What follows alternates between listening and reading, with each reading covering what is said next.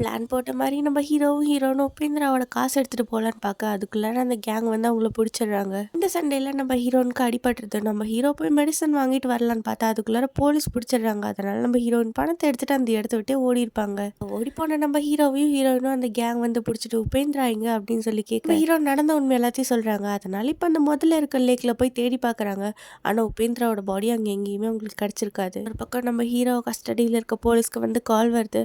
நம்ம ஹீரோ ஒரு சரியான சைக்கோ கில்லர். கவர்மெண்ட்டை ஏமாத்திட்டு பணத்தை எடுத்துட்டு இந்தியாவுக்கு வந்திருக்கான். அவங்ககிட்ட இருந்து தள்ளிடுங்க அப்படின்னு சொல்லி கால் வர அதுக்குள்ளார நம்ம ஹீரோ அங்க இருக்க எல்லாத்தையும் கொலை பண்ணிடுறாங்க. இந்த பக்கம் இந்த கேங் உபேந்திரோட பாடி எங்க தேடியும் கிடைக்கல. இவங்க வேணே அவனை மறைச்சு வச்சுட்டு போய் சொல்றாங்க அப்படின்னு நினைச்சு நம்ம ஹீரோனை கொலை பண்ண ட்ரை பண்ண அப்போ அந்த இடத்துக்கு நம்ம ஹீரோ வந்து அவங்கள காப்பாத்திடுறாங்க. அதாவது அவர் பெரிய கிரிமினல் பணக்காரனா இருந்தாலும் நம்ம ஹீரோனுக்கு ஒரு நல்ல லைஃப் கொடுக்கலான்னு தான் ஆசைப்பட்டாங்க.